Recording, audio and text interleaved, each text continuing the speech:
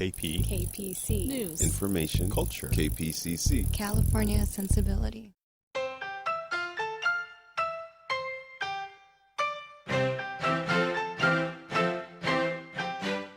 Hi, I'm Rebecca Lehrer. And I'm Amy Choi, and we are the Mashup Americans. This is a show about all the noisy and vibrant ways to be an American today.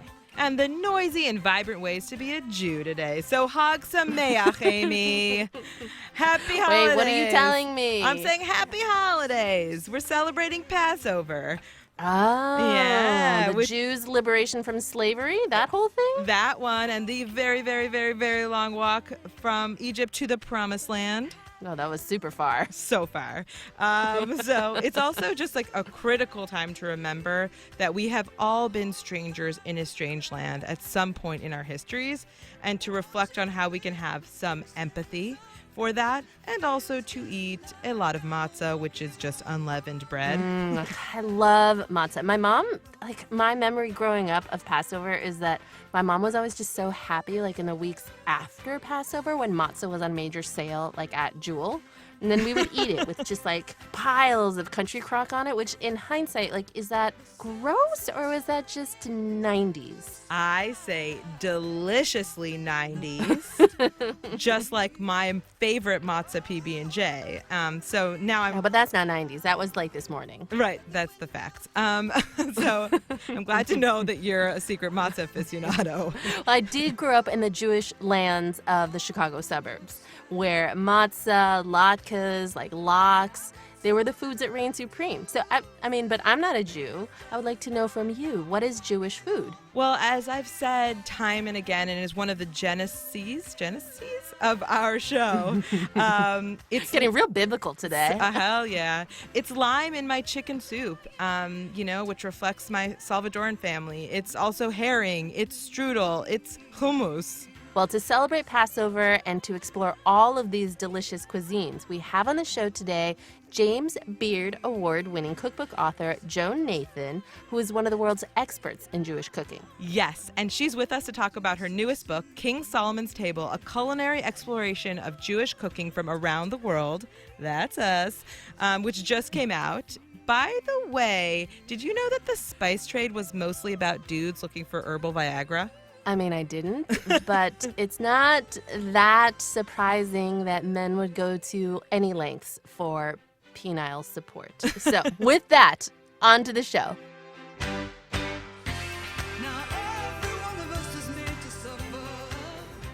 I want to talk about King Solomon, Joan Nathan.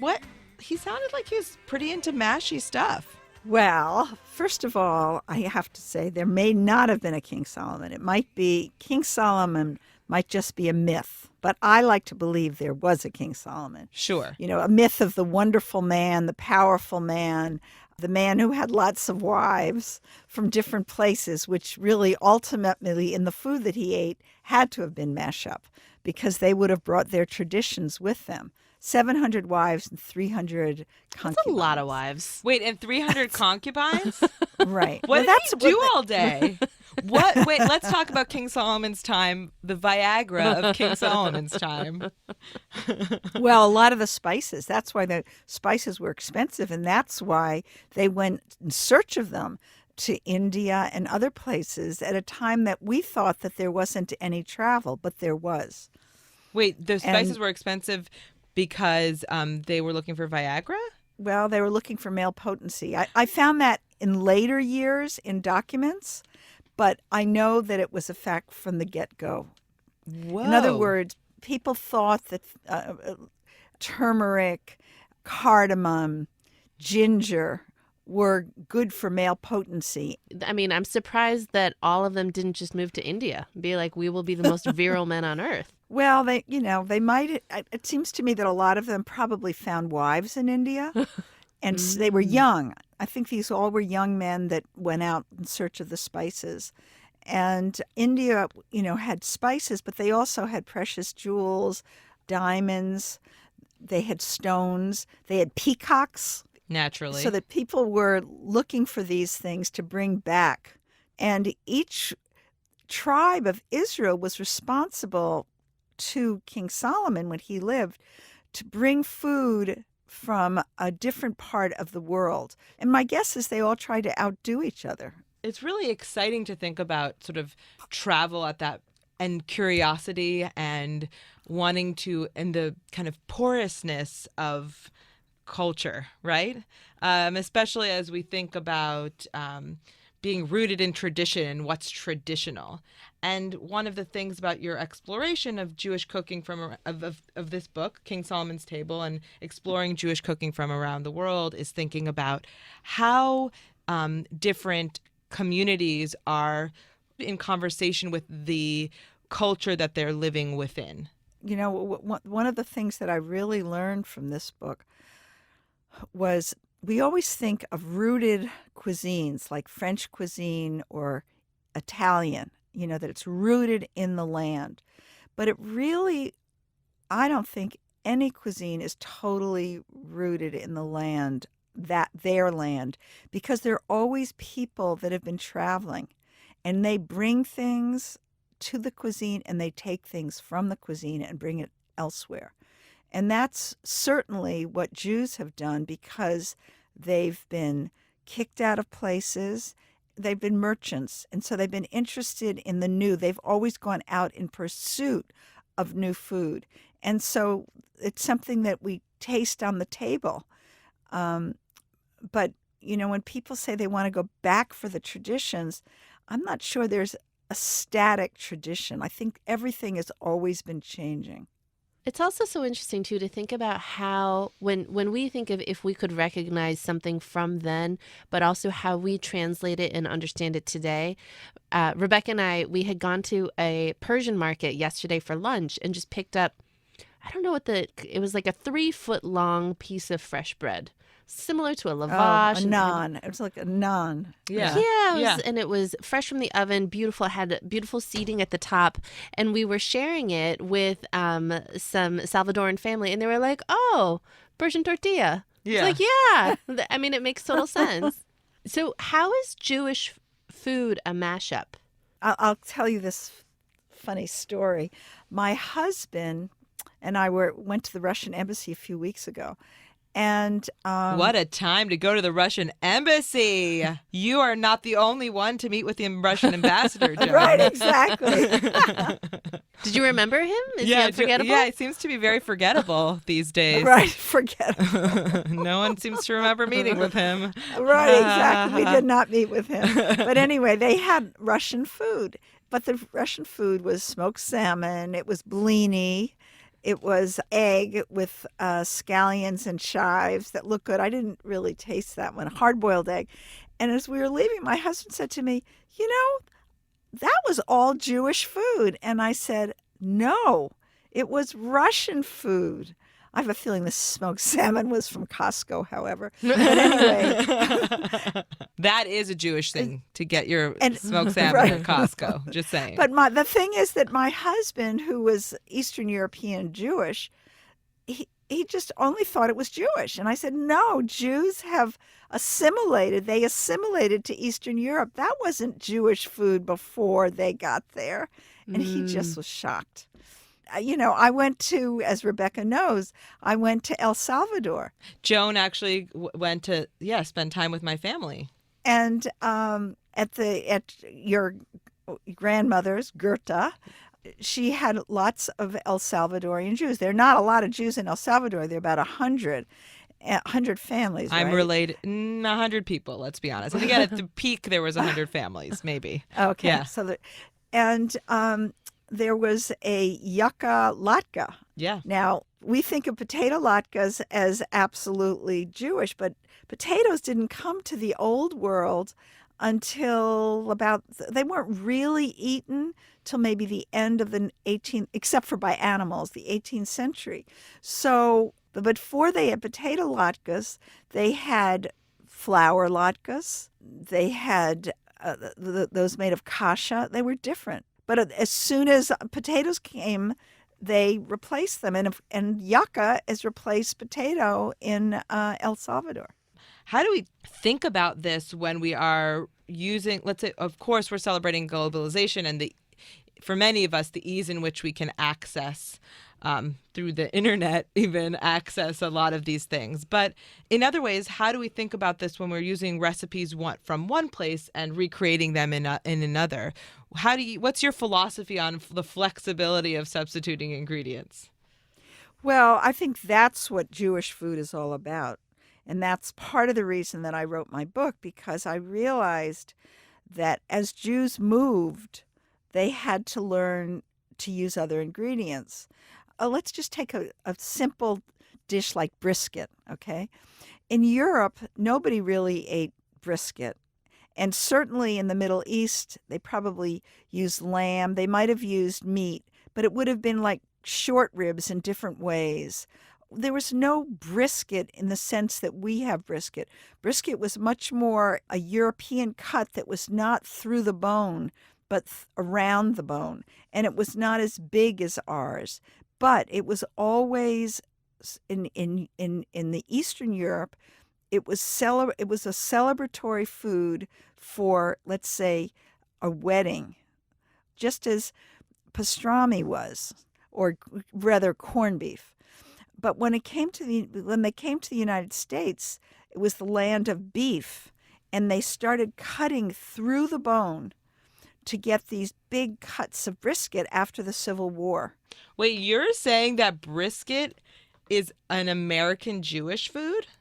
No, I'm saying it's an American food, but Jews adapted it because the bigger cut, it was a grainier cut than others, so you had to cook it longer, but it's a delicious cut. And then in the United States, then Lipton's onion soup mix got into the brisket game, and even Coca-Cola was in brisket sometimes. And you'd get these Americanized briskets.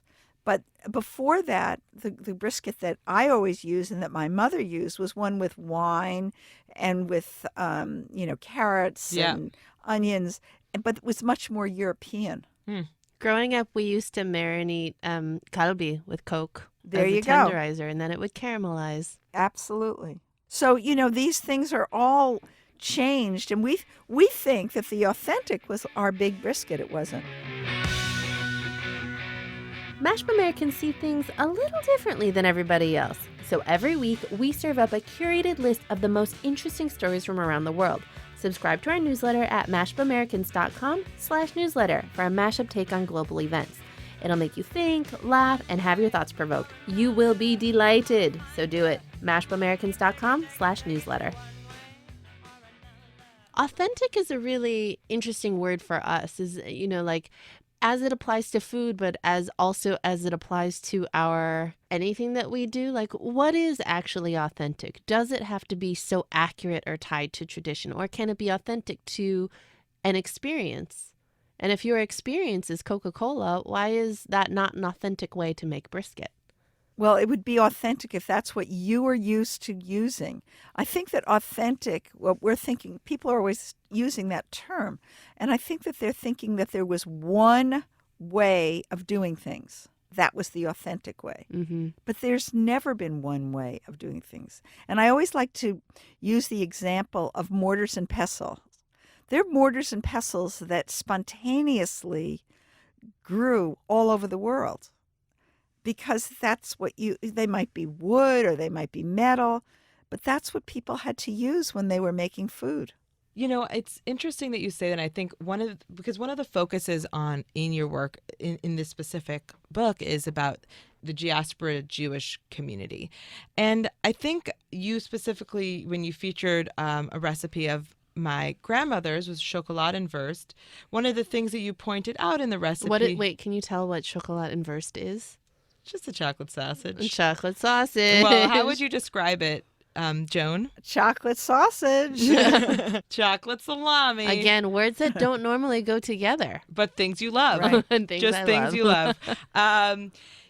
One of the things you pointed out in it was like, especially in a very small Jewish community like El Salvador, that's actually quite a traditionally, German Jewish dish. It wasn't really developed into necessarily a Salvadoran Jewish version. There isn't necessarily Salvadoran Jewish cuisine.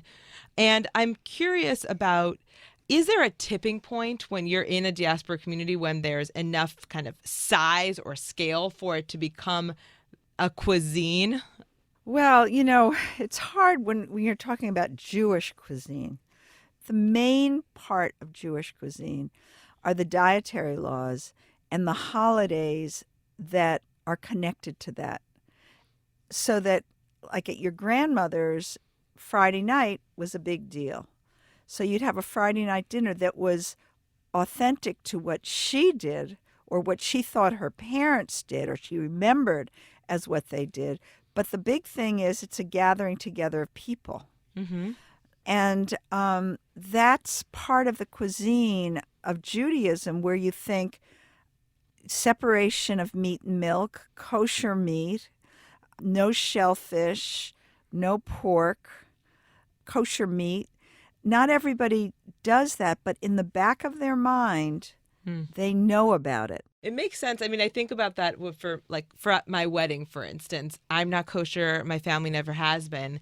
And my husband's not Jewish. And the food wasn't kosher, but we didn't have shellfish or pork at our wedding because that just felt egregious. That would be like, why would you do that? There's so many other choices. It would be kind of an aggressive anti-Jewish thing to do.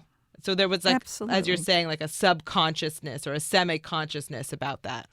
It's just respect. Yeah.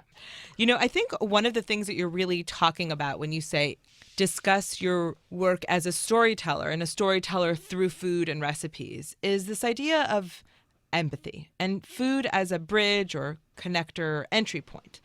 Our friends at Roads and Kingdoms, which is a site, a media company that explores food and travel, they have a banned country dinner series with proceeds going to benefit the International Rescue Committee. And they host meals with food from banned countries. Where have you seen examples of food being used as a tool to build empathy? I mean, that's how I started writing about food in the first place. It just builds bonds between people. And I remember when I was very young, in my early mid-20s, living in Jerusalem, working for the mayor of Jerusalem, we were going out one day to an Arab village. And the villagers, this was after the 67 war, it was 1970, and the people there wanted a road. And the mayor wasn't sure he could get a road for them because it was very far from the city. It was going to cost a lot of money. So we went for lunch to their village, and they had to this day, my favorite chicken dish called musachan. It's chicken and pine nuts and and lots of sautéed onions and I think a little bit of cinnamon, a little bit of cloves and I can suma. smell it right now. And it's on a big pita bread soaked in olive oil. It is delicious. So we were sitting there eating, and the mayor, who loved to eat, was telling them how much he loved this chicken.